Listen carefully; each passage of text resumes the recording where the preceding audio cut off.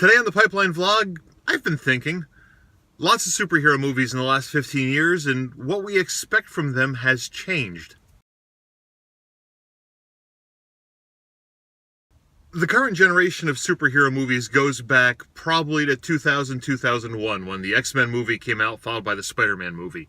You could throw Blade in there from a couple years earlier. It didn't really kick off anything in particular. It wasn't the real launching pad, but it was a great superhero movie. And it was also a Marvel movie, but not really quite in the same family. So we really mark off that period around 2000, 2001, X-Men, Spider-Man. That really began everything. And from there we've had, 22 different Marvel movies. We've had a bunch of DC movies and all sorts of, wannabe independents and third-party movies all around superheroes.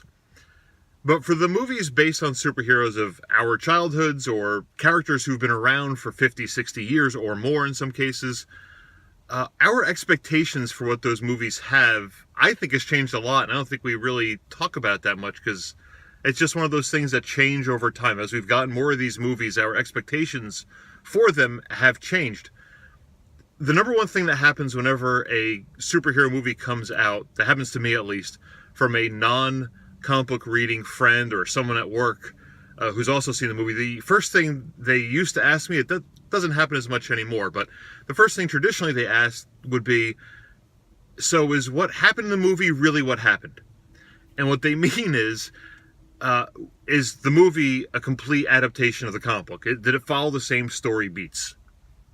And usually the answer, in fact almost always, the answer is no. To a certain degree the answer has been yes, and some movies are more in line with the comic than others, but we don't even expect that to happen anymore. We want to see the Dark Phoenix saga as an X-Men movie, but I don't think any of us expect it to happen in the same way as the classic Claremont, Byrne, Austin, or Zakowski years had them happen. I don't think anyone's expecting Broccoli Men to show up in an X-Men movie about the Dark Phoenix. I don't even know if we expect to see that happen on the moon, for goodness sakes, or for the Watcher to be there.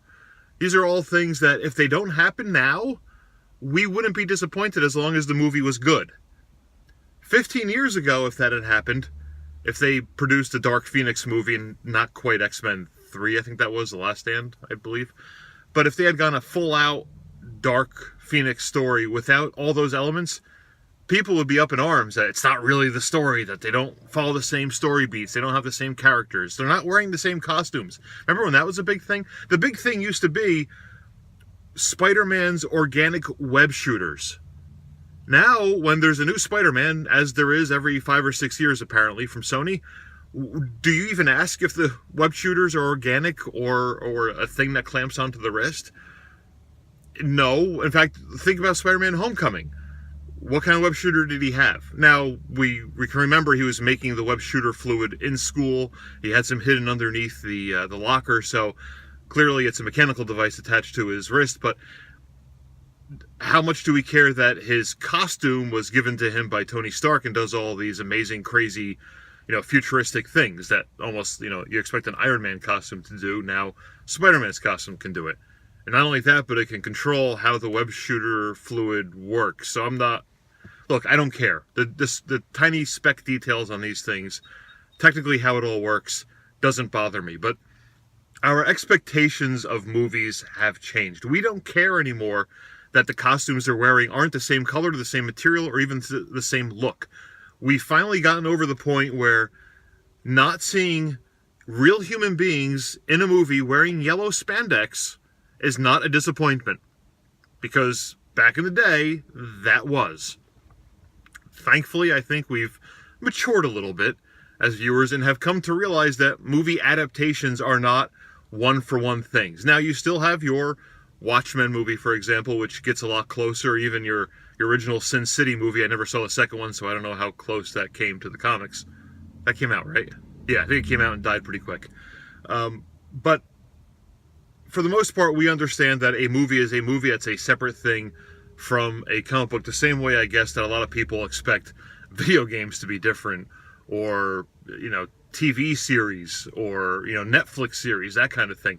And there's plenty of those to go around right now, as we're finding out. Lots of them are sort of loosely based on the material, but they're not trying to directly adapt it, and that's fine. So I think it would be fun maybe to go back 15 years and read the reviews on the comic book websites.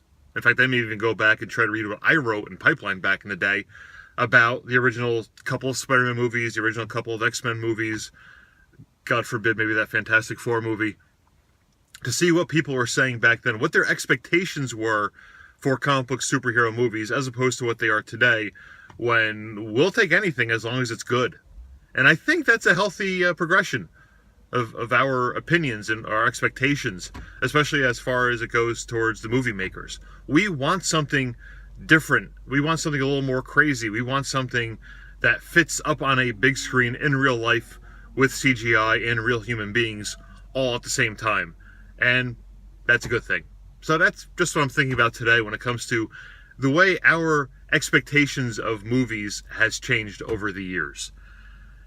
For more about comic books, not movies, we don't talk about movies that much on the website, pipelinecomics.com. If you have any thoughts on the way we look at comic book superhero movies today, tweet me at Pipeline Comics and leave messages below.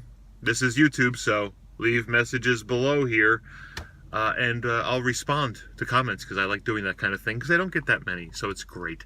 Thanks for watching, and I'll see you again real soon.